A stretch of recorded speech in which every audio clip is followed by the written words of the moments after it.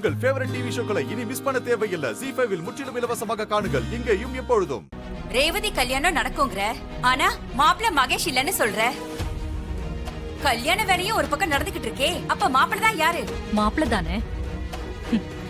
அவன் உனக்கு எனக்கு ஏன் எல்லாருக்கும் நல்லா தெரிஞ்சவன் தான்.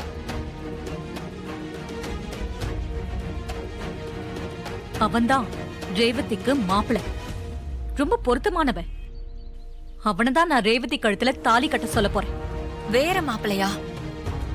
யார மைண்ட்ல வச்சுக்கிட்டு அக்கா இதெல்லாம் செய்யறா? வேற மாப்பிள்ளன்னு அக்கா சொல்றது ஒருவேளை அந்த டிரைவரை தானா? யார் ஒருத்தி அவளுக்கு ஜென்ம விரோதின்னு நினைச்சுக்கிட்டு இருக்காளோ அவளே முன்ன நின்னு இந்த கல்யாணத்தை நடத்துவான்னு சொல்ற பாரு. அதத்தான் என்னால நம்ப முடியல. இதையே யாராலையும் மாத்த முடியாது பரமேஸ்வரி. சாமுண்டேஸ்வரியே இந்த கல்யாணத்தை நடத்தி வைப்ப பாரு. நீ உன் பேர பேத்திக்கு அச்சதை போட்டு ஆசீர்வாதம் பண்ணுவ. நீ வேணா பாரு, அதுவும் நடக்கும். முருகா, நீ சொல்ற மாதிரி இந்த விஷயம் மட்டும் நடந்துருச்சுன்னு வச்சுக்க, நான் இங்க இருந்து பழனி வரைக்கும் பாத யாத்திரை வந்து அலகு குத்திட்டு பால் கூட எடுப்பேன். என்ன எனக்கே லஞ்சமா? என்ன முருகா, நான் பக்தியோட செய்யறேன்னு சொல்றேன், நீ என்னமோ லஞ்ச கஞ்சன்னு சொல்ற. பரமேஸ்வரி, அப்பப்போ உன் கூட விளையாடணும்னு தோணுது, அதான் இப்படி தமாஸ் பண்ண. நீ கவலைப்படாத, நாளைக்கு உன் பேரனுக்கும் பேத்திக்கும் தான் கல்யாணமே நடக்கும். அதையும் அந்த சாமுண்டேஸ்வரியே நடத்தி வைப்பா. மனச போட்டு குழப்பிக்காம வீட்டுக்கு போய் சேரு.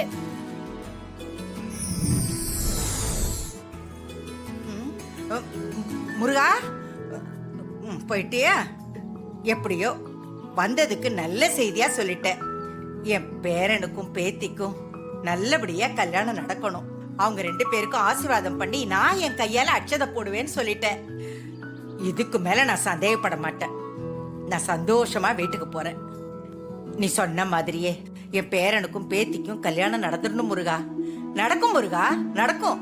நான் வரேன் முருகா. முருகா முருகா.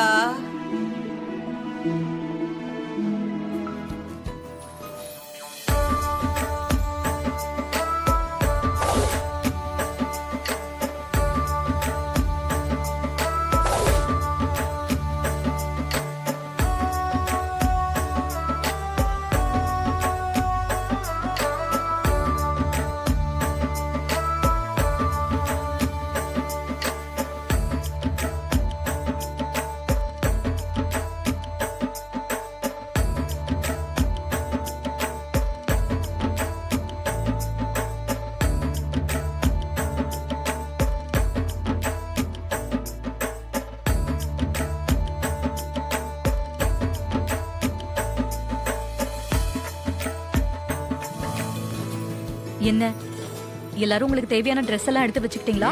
அப்புறம் மண்டபத்துக்கு போன பிறகு அது இல்ல இது இல்லன்னு சொல்லக்கூடாது.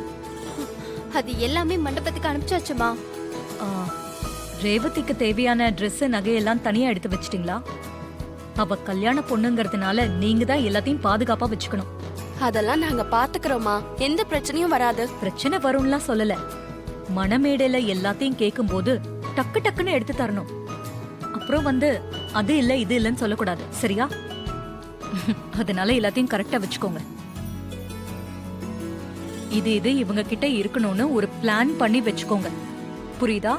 சரிங்கம்மா, நாங்க குழப்பம் வராம கரெக்டா பாத்துக்கிறோம். நேரம் ஆயிட்டே இருக்கு, கல்யாண ஊர்வலத்தை ஆரம்பிக்கலாம்ல. பொண்ணு கழுத்துல மாலை போடுங்க. அப்படியே பண்ணிடலாம்.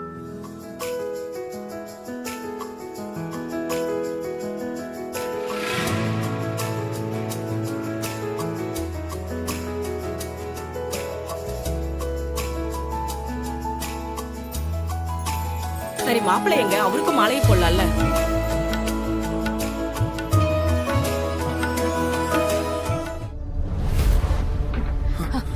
மேடம்,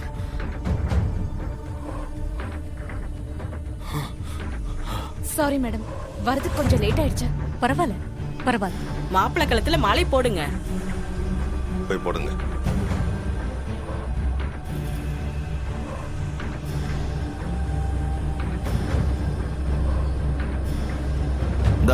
போட்டுக்கோ.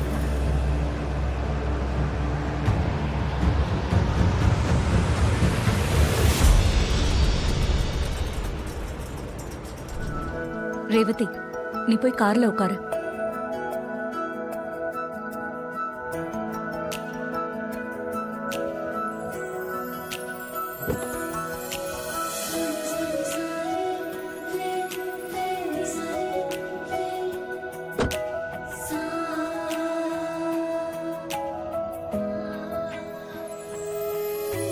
மகேஷ், நீயும் போய் வண்டியில ஏறு. சரிங்க ஆ, நில்லுங்க.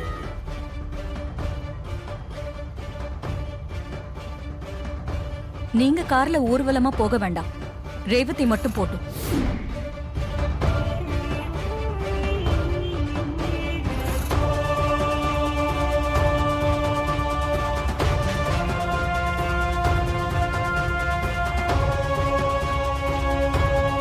மாமா, ஏன் அந்த மகேஷ் அத்தை கார்ல ஏற வேணாம்னு சொல்றாங்க?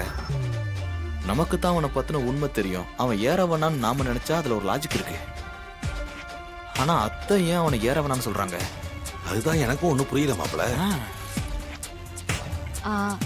ஏன் மேடம் மகேஷ கார்ல ஏற வேணாம்னு சொல்றீங்க? 2 பேரும் ஜோடியா தானே போகணும். இல்ல, இது பொண்ணோட ஊர்வலம் தான். இதுதான் எங்க முறை. மாப்பிள்ளை வீட்டுக்காரங்க தான் எப்பவுமே முதல்ல இருக்கணும்னு சொல்லுவாங்க. அதனால நீங்க நேரா மண்டபத்துக்கு போயிடுங்க. இல்ல, பொண்ணு மாப்பிளையும் சேர்ந்து தானே பொதுவா ஊர்வலம் போவாங்க. ஆமா, அது கல்யாணம் நடந்து தாலி எல்லாம் கட்டின பிறகுதான். புருஷன் பொண்டாட்டி ஆன பிறகுதான் சேர்ந்து ஊர்வலம் போவாங்க. இது பொண்ணு அழைப்பு தான். ரேவதி மட்டும்தான் கார்ல போகணும். சரிங்க மேடம்.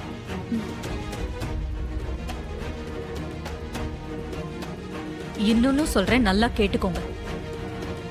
மகேஷ்க்கு துணை மாப்பிள்ளையா இருக்க போறது நம்ம டிரைவர் ராஜா தான்.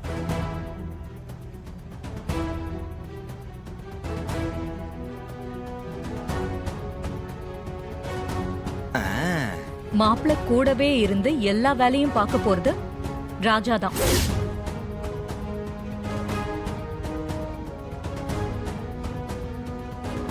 அக்கா, தெரிஞ்சுதான் இதெல்லாம் செய்யறியா?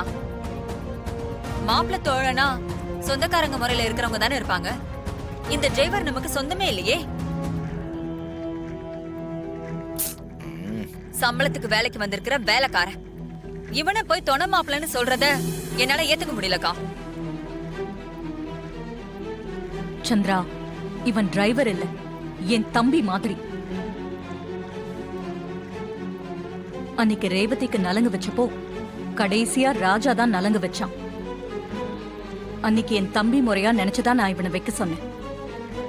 இன்னைக்கும் என் தம்பி முறையா நினைச்சுதான் தொண மாப்பிள்ளையா இருக்க சொல்றேன். ஜீ5 ஆப்பை டவுன்லோட் செய்து அனைத்து எபிசோடுகளையும் இலவசமாக பாருங்க.